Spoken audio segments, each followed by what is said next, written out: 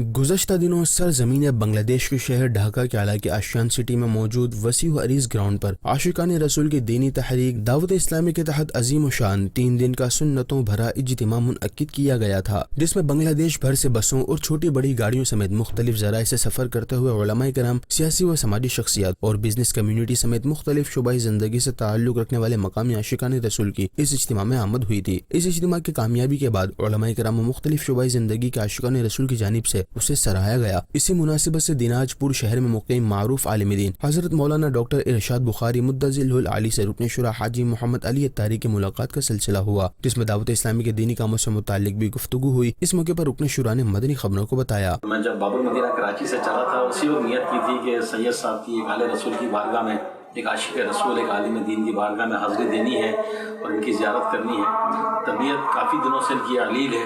اللہ کریم ان کو صحت والی، عافیت والی، دین کی، سنت کی، سنیت کی خدمت والی لمبی زندگی دے۔ تو ماشاءاللہ دعوت اسلامی سے ان کی محبتیں بے مثال ہے، بے مثال ہے۔ جبکہ حضرت مولانا ڈاکٹر ارشاد بخاری مدظل العالی نے دعوت اسلامی کے دیگر دینی کاموں سمیت ڈھاکہ میں منعقد ہونے والے 3 دن کے عظیم و شان اجتماع کو سراہا اور اپنی نیک تمناؤں کا اظہار کچھ یوں کیا۔ میں تہ دل سے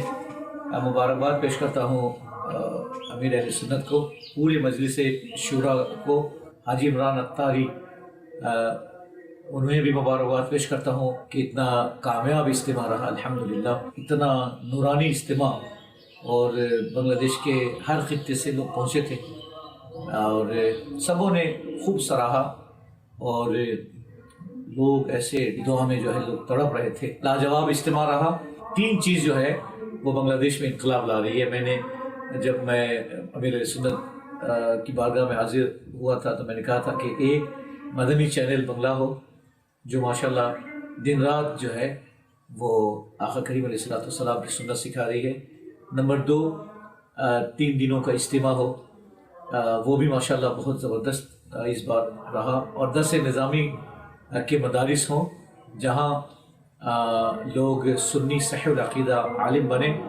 اور داعی بنے، مبلغ بنے۔ ماشاءاللہ یہ 3 چیز، اس کے علاوہ اور جو چیزیں ہیں دعوت اسلامی کی وہ تو رنگ لا ہی رہی ہیں، یہ 3 چیزیں بہت زیادہ ماشاءاللہ رنگ لا رہی ہیں اور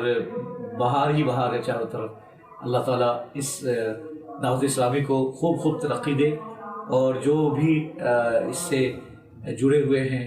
اللہ تعالیٰ انہیں اخلاص کے ساتھ خوب خوب خدمت دین کرنے کی اللہ تعالیٰ توفیق رفیق عطا فرمائے، توفیق سعید عطا فرمائے، آمین۔